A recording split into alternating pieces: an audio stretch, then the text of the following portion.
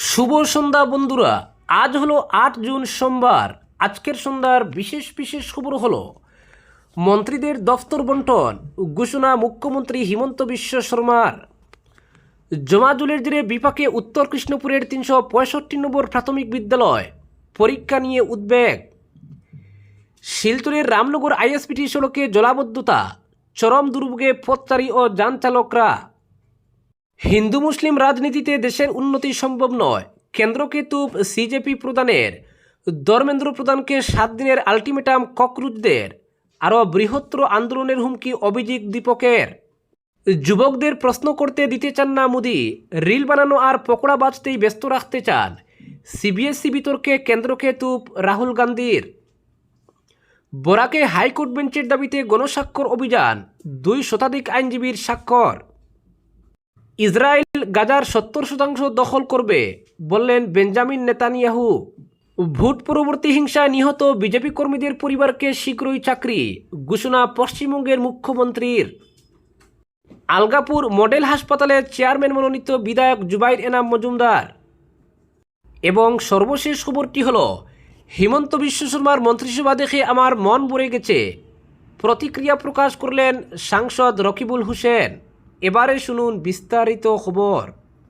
আসামের রাজ্যপালের অনুমোদনের পর আসাম সরকারের মন্ত্রিসভার সদস্যদের মধ্যে দফতর বন্টনের ঘোষণা করা হয়েছে।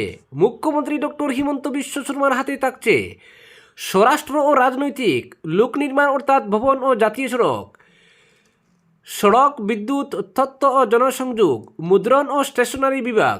এছাড়াও অন্য কোনো মন্ত্রীর কাছে বরাদ্দ না হওয়া দফতরগুলিও মুখ্যমন্ত্রীর অধীনেই থাকবে। মন্ত্রী অশ্বিনী রায় সরকারের হাতে দেওয়া হয়েছে সমাজ কল্যাণ ও ক্ষমতায়ন, মৃত্তিকা সংরক্ষণ এবং সংখ্যালঘু কল্যাণ ও উন্নয়ন বিভাগ। অশোক সিংহলের দায়িত্বে থাকছে স্বাস্থ্য ও পরিবার কল্যাণ এবং চিকিৎসা, শিক্ষা ও গবেষণা দফতর। বিমল বোরার হাতে সাংস্কৃতিক বিষয়ক, শিল্প, বাণিজ্য ও সরকারি উদ্যোগ এবং অ্যাক্ট ইস্ট পলিসি বিষয়ক দফতর অর্পণ করা হয়েছে। বিশ্বজিৎ দৈবারীর হাতে হস্ততাঁত, বস্ত্র ও রেশম শিল্প, ক্রীড়া ও যুব কল্যাণ, দক্ষতা উন্নয়ন, কর্মসংস্থান ও উদ্যোগ এবং আদিবাসী ও জনজাতীয় বিশ্বাস ও সংস্কৃতি বিভাগ দেওয়া হয়েছে। জয়ন্ত মল্ল বড়ুয়ার দায়িত্বে থাকছে অর্থ, পরিবেশ ও বন এবং খনি ও খনিজ সম্পদ বিভাগ। কৌশিক রায়ের হাতে খাদ্য, গণবন্টন ও ভোক্তা বিষয়ক, আবাসন ও নগর বিষয়ক এবং সমবায় দফতর দেওয়া হয়েছে।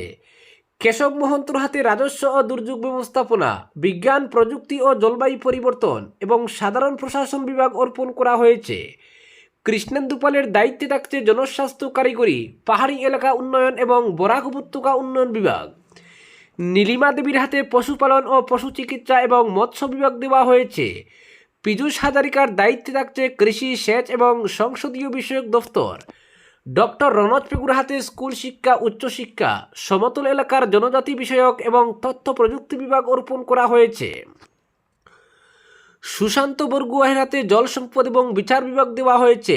মন্ত্রিসভার সব সহকর্মীকে শুভেচ্ছা জানিয়ে মুখ্যমন্ত্রী বলেন, নিষ্ঠা ও অঙ্গীকারের সঙ্গে একযোগে কাজ করে আসামের জনগণের সেবা এবং রাজ্যের উন্নয়ন ও সমৃদ্ধির যাত্রাকে আরও ত্বরান্বিত করা হবে। অপরদিকে শিলচরের রামনগর আইএসবিটি সড়কে জলাবদ্ধতা, চরম দুর্ভোগে পথচারী ও যান চালকরা। সামান্য বৃষ্টিতেই শিলচরের রামনগর আইএসবিটি সড়ক জলমগ্ন হয়ে পড়েছে। দীর্ঘদিন ধরে ড্রেনেজ ব্যবস্থার সমস্যার কারণে রাস্তায় জমে থাকা জলে চরম দুর্ভোগের শিকার হচ্ছেন স্থানীয় বাসিন্দা, পথচারী, স্কুল কলেজের ছাত্রছাত্রী এবং যানবাহন চালকরা। দ্রুত জল নিষ্কাশনের ব্যবস্থা গ্রহণের দাবি জানিয়েছেন এলাকার বাসিন্দারা। স্থানীয় সূত্রে জানা গেছে, রামনগর আইএসপিটি এলাকায় ফ্লাইওভারের নির্মাণ কাজ চলাকালীন ড্রেনেজ ব্যবস্থা আংশিকভাবে বন্ধ হয়ে যাওয়ায় বৃষ্টির জল বের হতে পারছে না। ফলে অল্প বৃষ্টিতেই রাস্তার উপর জল জমে যাচ্ছে। এছাড়া সড়কের বিভিন্ন স্থানে বড় বড় গর্ত সৃষ্টি হয়েছে। বৃষ্টির জলে সেই গর্তগুলো ডেকে যাওয়ায় দুর্ঘটনার আশঙ্কা আরও বেড়ে যাচ্ছে। প্রতিদিনই এই সড়কে বাইক, অটোরিকশা ও অন্যান্য যানবাহন দুর্ঘটনার কবলে পড়ছে বলে অভিযোগ স্থানীয়দের। জলাবদ্ধতার কারণে দিনরাত জীবনের ঝুঁকি নিয়ে যাতায়াত করতে বাধ্য হচ্ছেন সাধারণ মানুষ।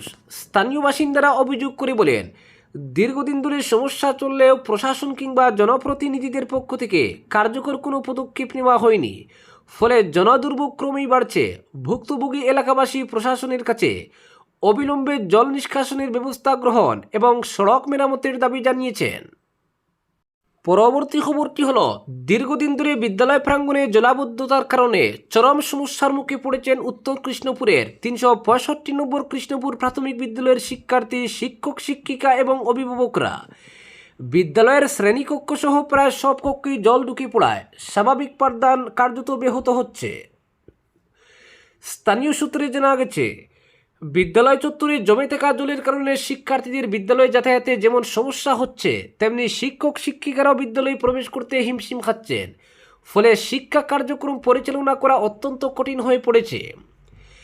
আগামীকাল থেকে বিদ্যালয়ে পরীক্ষা শুরু হওয়ার কথা রয়েছে, কিন্তু বর্তমান জলাবদ্ধ পরিস্থিতি নিয়ে উদ্বেগ প্রকাশ করেছেন অভিভাবকরা। তাদের আশঙ্কা, এমন অবস্থায় পরীক্ষার সুষ্ঠু পরিবেশ বজায় রাখা সম্ভব হবে না। অভিভাবকদের অভিযোগ, এলাকার ড্রেনেজ ব্যবস্থার ত্রুটির কারণে বিদ্যালয় প্রাঙ্গণে দীর্ঘদিন ধরে জল জমে রয়েছে। বারবার সমস্যার কথা জানানো হলেও এখনও পর্যন্ত স্থায়ী সমাধানের কোনো উদ্যোগ দেখা যায়নি বলে দাবি তাদের। এ অবস্থায় জেলা প্রশাসন ও শিক্ষা দপ্তরের কাছে দ্রুত বিদ্যালয় পরিদর্শন করে প্রয়োজনীয় ব্যবস্থা গ্রহণের দাবি জানিয়েছেন অভিভাবকরা। পাশাপাশি তারা হুঁশিয়ারি দিয়ে বলেন, আগামী এক সপ্তাহের মধ্যে সমস্যার সমাধান না হলে বৃহত্তর আন্দোলনের পথে নামতে বাধ্য হবেন তারা। পরবর্তী খবরটি হলো, বরাক উপত্যকায় গৌহাটি হাইকোর্টের একটি স্থায়ী বেঞ্চ প্রতিষ্ঠার দাবিকে আরও শক্তিশালী ও জনমুখী করে তুলতে হাইকোর্ট বেঞ্চ দাবি বাস্তবায়ন কমিটি কাছাড় জেলা কমিটির উদ্যোগে জেলা বার অ্যাসোসিয়েশন প্রাঙ্গণে এক গণস্বাক্ষর অভিযানের সূচনা করা হয়। দুপুর 12টায় শুরু হওয়া এই কর্মসূচিতে জেলার আইনজীবী মহলের ব্যাপক সাড়া পরিলক্ষিত হয়। গণস্বাক্ষর অভিযানে অংশগ্রহণ করে বরাক উপত্যকায় হাইকোর্টের স্থায়ী বেঞ্চ প্রতিষ্ঠার দাবির প্রতি সমর্থন জানান জেলার বহু প্রবীণ ও বিশিষ্ট আইনজীবী। কমিটির পক্ষ থেকে জানানো হয়, বরাক উপত্যকার লক্ষাধিক মানুষের জন্য উচ্চ আদালতের বিচার প্রাপ্তি এখনও ব্যয়বহুল ও সময় সাপেক্ষ। গৌহাটি পর্যন্ত দীর্ঘ দূরত্ব অতিক্রম করে মামলা পরিচালনা করতে গিয়ে সাধারণ বিচার প্রার্থীদের আর্থিক ও শারীরিক দুর্ভোগ পোহাতে হয়। এই বাস্তবতা বিবেচনায় বরাক উপত্যকার যে কোনো উপযুক্ত স্থানে গৌহাটি হাইকোর্টের একটি স্থায়ী বেঞ্চ প্রতিষ্ঠা সময়ের দাবি হয়ে উঠেছে। পরবর্তী খবরটি হলো, ইসরায়েলের প্রধানমন্ত্রী বেঞ্জামিন নেতানিয়াহু দাবি করেছেন যে হামাসের বিরুদ্ধে সামরিক অভিযান অব্যাহত থাকায় ইসরায়েলি সেনাবাহিনী এখন গাজা উপত্যকার 60%-এরও বেশি এলাকার নিয়ন্ত্রণ করছে। খুব শীঘ্রই তারা ভূখণ্ডটির 70% দখল করার দিকে অগ্রসর হচ্ছেন। সাপ্তাহিক মন্ত্রিসভার বৈঠক শুরু করে নেতানিয়াহু শেরন অঞ্চলে ঘটে যাওয়া প্রাণঘাতী গুলিবর্ষণের ঘটনা নিয়েও সরব হন। বলেন, ইসরায়েলি সেনাবাহিনীর সব ফ্রন্টে সন্ত্রাস বিরোধী অভিযান অব্যাহত রয়েছে। গাজা প্রসঙ্গে নেতানিয়াহু জানান, হামাসের উপর সামরিক চাপ তীব্রতর হচ্ছে। তার কথায়, গাজা উপত্যকায় আমরা হামাসকে চারদিক থেকে চাপে ফেলছি। বর্তমানে উপত্যকাটির 60%-এরও বেশি এলাকা আমাদের নিয়ন্ত্রণে রয়েছে এবং শীঘ্রই আমরা 70%-এ পৌঁছব। আমরা তাদের আবার অস্ত্র তুলে নিতে বা আমাদের ক্ষতি করতে দেব না। আমরা তাদের শীর্ষ কমান্ডারদেরও নির্মূল করছি। পরবর্তী খবরটি হলো, আলগাপুর মডেল হাসপাতাল পরিচালনা কমিটির নতুন চেয়ারম্যান হিসেবে মনোনীত হয়েছেন আলগাপুর খাটলিজোড়ার বিধায়ক জুবাইর এনাম মজুমদার। এ উপলক্ষে আলগাপুর মডেল হাসপাতাল কার্যালয়ে অনুষ্ঠিত পরিচালন সমিতির সভায় সর্বসম্মতিতে বিধায়ক জুবাইর এনাম মজুমদারকে চেয়ারম্যান পদে মনোনীত করা হয়। পরে হাসপাতালের অডিটোরিয়াম হলে এক সংবর্ধনা সভার আয়োজন করা হয়। এতে মুখ্য অতিথি হিসেবে উপস্থিত ছিলেন বিধায়ক জুবাইর এনাম মজুমদার। আলগাপুর মডেল হাসপাতাল কর্তৃপক্ষের পক্ষ থেকে বিধায়ক জুবাইর এনাম মজুমদারকে প্রশংসাপত্র, ফুলের তোড়া, উত্তরীয় এবং গড়ি দিয়ে সংবর্ধিত করা হয়। এ অনুষ্ঠানে আলগাপুর কাঞ্চনপুর জেলা পরিষদের সদস্য আফতাবউদ্দিন লস্কর, উনাকেও মানপত্র, উত্তরীয়, ফুলের তোড়া ও গড়ি দিয়ে সম্মাননা জানানো হয়। অনুষ্ঠানে উপস্থিত অন্যান্য বিশিষ্ট অতিথিরও উত্তরীয় পরিয়ে সংবর্ধনা প্রদান করা হয়। অনুষ্ঠানে বক্তব্য রাখতে গিয়ে হাসপাতাল পরিচালন সমিতির নবনিযুক্ত চেয়ারম্যান বিধায়ক জুবাইর এনাম মজুমদার বলেন, হাসপাতালের সেবার মান উন্নয়নে প্রয়োজনীয় সংখ্যক চিকিৎসক ও স্টাফ নিয়োগের উদ্যোগ নেওয়া হবে। পাশাপাশি পর্যাপ্ত ঔষধ সরবরাহ এবং চিকিৎসা সংশ্লিষ্ট প্রয়োজনীয় সরঞ্জামের ব্যবস্থা নিশ্চিত করার লক্ষ্যে কাজ করা হবে। তিনি আরও বলেন, স্থানীয় বিধায়ক ও হাসপাতাল পরিচালন সমিতির চেয়ারম্যান হিসেবে হাসপাতালের সার্বিক উন্নয়নে তিনি নিরলসভাবে কাজ করে যাবেন। এছাড়া হাসপাতাল চত্বরের সামনে কোনো ধরনের অপ্রীতিকর কার্যকলাপ বরদাস্ত করা হবে না বলেও তিনি হুঁশিয়ারি দেন। এ বিষয়ে প্রয়োজনীয় কঠোর ব্যবস্থা গ্রহণের জন্য জেলা পুলিশ প্রশাসনকে নির্দেশ দেওয়া হয়েছে বলে তিনি জানান। পরবর্তী খবরটি হলো হিমন্ত বিশ্ব শর্মার মন্ত্রিসভা দেখে আমার মন ভরে গেছে, এটাই হিমন্ত বিশ্ব শর্মার সর্বশ্রেষ্ঠ মন্ত্রিসভা। এমনই মন্তব্য করেছেন কংগ্রেস সাংসদ রকিবুল হোসেন। গুয়াহাটির রাজীব ভবনে আসাম প্রদেশ কংগ্রেস কমিটির এক গুরুত্বপূর্ণ বৈঠক অনুষ্ঠিত হয়। ওই বৈঠকে অংশ নিয়ে সংবাদ মাধ্যমের সামনে মুখ্যমন্ত্রী হিমন্ত বিশ্ব শর্মার সম্প্রসারিত মন্ত্রিসভা সম্পর্কে প্রতিক্রিয়া জানান সাংসদ। তিনি বলেন, মন্ত্রিসভাটি দেখে আমার খুব ভালো লেগেছে, এর বেশি কিছু বলবো না। কেন ভালো লেগেছে তা মানুষই বলবে। মন্ত্রিসভাটি দেখে আমার মন খুব খুশি হয়েছে। এর কারণ আমি ব্যাখ্যা করতে চাই না। কংগ্রেস থেকে বিজেপিতে যাওয়া প্রদ্যুৎ বরদলৈ এবং ভূপেন বোরার মন্ত্রিত্ব না পাওয়া প্রসঙ্গে রকিবুল বলেন, বিশেষ কোনো মন্তব্য আমি করব না, তবে এই মন্ত্রিসভা দেখে আমি মুখ্যমন্ত্রীকে ধন্যবাদ জানাই।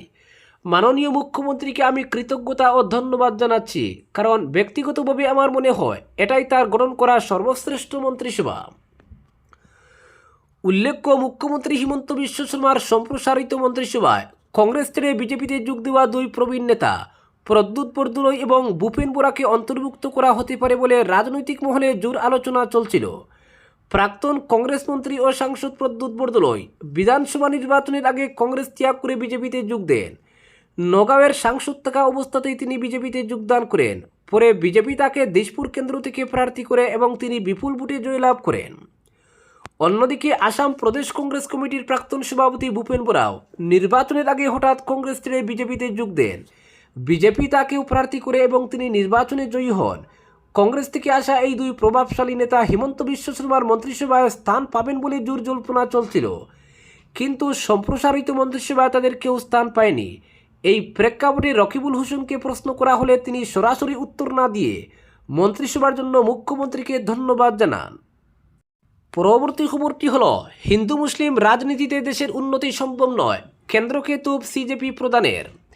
গত এক দশকেরও বেশি সময় ধরে দেশের রাজনীতি হিন্দু মুসলিম ইস্যুকে কেন্দ্র করেই আবর্তিত হচ্ছে, কিন্তু এই ধরনের রাজনীতি কর্মসংস্থানের কোনো সমাধান দিতে পারে না, বরং সরকারের অগ্রাধিকার হওয়া উচিত বেকারত্বের মতো গুরুত্বপূর্ণ সমস্যার মোকাবিলা করা। এমনই মন্তব্য করলেন ককরোচ জনতা পার্টি অর্থাৎ সিজেপির প্রতিষ্ঠাতা অভিজিৎ দীপকে। পাশাপাশি কেন্দ্রীয় শিক্ষামন্ত্রী ধর্মেন্দ্র প্রধানের পদত্যাগের দাবিতে আন্দোলন আরও জোরদার করার হুঁশিয়ারিও দেন দীপকে। তিনি জানিয়েছেন, আগামী 7 দিনের মধ্যে ধর্মেন্দ্র প্রধানকে পদ থেকে সরানো না হলে অথবা তিনি স্বেচ্ছায় পদত্যাগ না করলে আন্দোলনের পরবর্তী ধাপ শুরু হবে। মহারাষ্ট্রের ছত্রপতি সম্ভাজিনগরে নিজের বাড়িতে সাংবাদিকদের মুখোমুখি হয়ে সিজেপি প্রধান বলেন, গত 10 থেকে 12 বছরে দেশের রাজনীতি হিন্দু মুসলিম এজেন্ডার দিকে সরে গিয়েছে, কিন্তু এই ইস্যু চাকরি দিতে পারে না। দেশের উন্নয়নের জন্য সরকারের অগ্রাধিকার বদলানো জরুরি। তিনি জানান, ধর্মেন্দ্র প্রধান পদত্যাগ করলে শিক্ষা ব্যবস্থার আমূল সংস্কারের জন্য একটি বিস্তারিত কর্মপরিকল্পনা তৈরি করা হবে। একই সঙ্গে তিনি বলেন, শুধু শিক্ষার প্রশ্নই নয়, কর্মসংস্থানও দেশের অন্যতম বড় সমস্যা, সেই লড়াইও চলবে। দীপক শনিবার যন্তর মন্তরে অনুষ্ঠিত বিক্ষোভ কর্মসূচিকে ঐতিহাসিক বলে উল্লেখ করেন। তার দাবি, দেশের বিভিন্ন প্রান্ত থেকে আসা হাজার হাজার মানুষ এই আন্দোলনে অংশ নিয়েছেন এবং শিক্ষা ব্যবস্থা নিয়ে ছাত্র যুব সমাজের খুবই সেখানে স্পষ্টভাবে প্রতিফলিত হয়েছে। দীপ বলেন, যারা বিক্ষোভে যোগ দিয়েছিলেন তাদের অনেকেই আগে কখনো কোনো আন্দোলনে অংশ নেননি, কিন্তু সম্মিলিত উপস্থিতি তাদের শিক্ষা ব্যবস্থা নিয়ে ক্ষোভ ও হতাশা প্রকাশ করার সাহস জুগিয়েছে। তীব্র গরম উপেক্ষা করে আন্দোলনে যোগ দেওয়া ছাত্রছাত্রী, শিশু এবং সমর্থকদের প্রতিও কৃতজ্ঞতা জানান তিনি। তার কথায়, মানুষের দাবি ও ক্ষোভ প্রকাশ না পেলে পরিবর্তন সম্ভব নয়। সেই কারণেই আন্দোলন এখানেই থেমে থাকবে না। কেন্দ্রীয় শিক্ষামন্ত্রীর বিরুদ্ধে সরব হয়ে দীপকে অভিযোগ করেন, বর্তমান শিক্ষা ব্যবস্থার নানা সমস্যার কারণে একটি পুরো প্রজন্ম ক্ষতিগ্রস্ত হচ্ছে। তিনি বলেন, 7 দিনের মধ্যে কোনো পদক্ষেপ না হলে তাদের আন্দোলন আরও বিস্তৃত আকারে রাস্তায় নেমে চলবে। তবে আন্দোলন সম্পূর্ণ শান্তিপূর্ণ পথেই পরিচালিত হবে বলেও স্পষ্ট করেছেন তিনি। তার দাবি, ঐক্যবদ্ধ ও অহিংস আন্দোলনকে উপেক্ষা করা সরকারের পক্ষে সহজ হবে না। তিনি দাবি করেন, এই আন্দোলন শুধুমাত্র একটি দিনের প্রতিবাদ নয়, বরং বৃহত্তর পরিবর্তনের সূচনা। তার কথায়, দেশের যুব সমাজ দীর্ঘদিন ধরে শিক্ষা ব্যবস্থার নানা সমস্যায় ক্ষুব্ধ। সেই খুবই যন্তর মন্তরের জমায়েতে প্রতিফলিত হয়েছে। আজকের বিশেষ সংবাদ এখানেই সমাপ্ত।